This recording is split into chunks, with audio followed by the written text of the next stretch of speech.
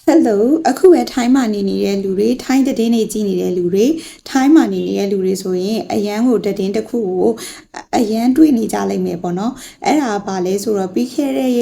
လနော်တလားလောက်တော့ကြာပြီနေတူတယ်ပြီးခဲ့တဲ့လပေါ့နော်ထိုင်းလေရင်မယ်မီနာဖြစ်ခဲ့တယ်လို့မျိုးပဲပုံစံတူပုံစံတူထပ်ဖြစ်တယ်သူတို့ရဲ့ထိုင်းလူမျိုးတယောက်ပေါ့နော်အဲ့တော့သူများပစ္စည်း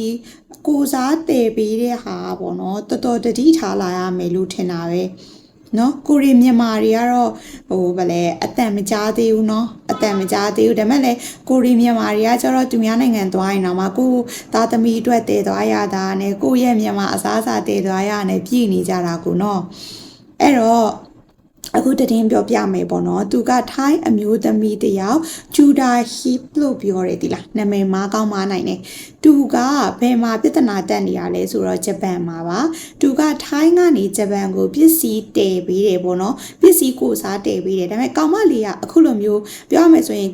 flight ပေါ့နော် KG တွေရောင်းပြီးတော့မှပစ္စည်းတည်တာလဲကြာပါပြီသူကိုယ်တိုင်တော့မှ online မှာ group ဖွဲ့ပြီးတော့မှလေ channel ဖွဲ့ပြီးတော့မှသူကအဲ့မှာသူရဲ့ customer တွေကိုအဲ့မှာမာခိုင်းတာတို့တည်ဖို့ပြောခိုင်းတာတို့ပေါ့နော်အဲ့ဒီထဲကနေမှအကောင့်တစ်ခုဖြစ်တဲ့ in ဆိုတဲ့အကောင့်က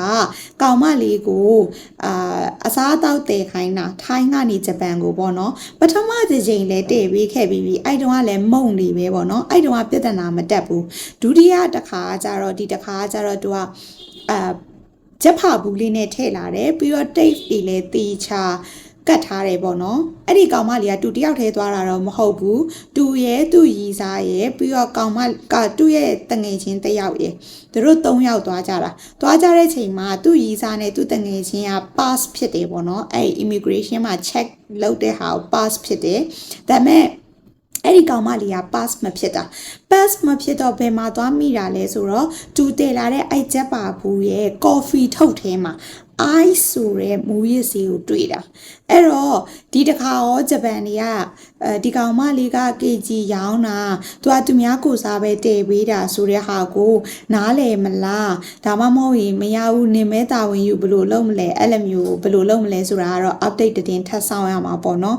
အဲ့ဒီသူ့ကိုလာတည်ခိုင်းတဲ့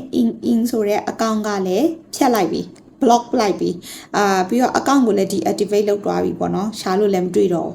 အဲ့လိုဖြစ်ပါတယ်လို့ဒါကတော့ထိုင်းလူမျိုးအဲ့လိုမကြဘဲနဲ့ပေါ့နော်အဲ့လိုမျိုးနီးနီးကက်ကက်လေးအခုလိုမျိုးစင်တူရိုးမပြဿနာလေးတက်တာနဲ့ပတ်သက်ပြီးတော့မှတို့ထိုင်းတွေလည်းအရန်သတင်းတွေလုံနေကြတော့လေကိုယ်နိုင်ငံသားတွေမြင်ရင်လည်းဗာသတင်းလဲနားမလည်မှာဆိုလို့ပါလို့နားလည်တဲ့လူလည်းကြော်ရလို့ရပါတယ်လို့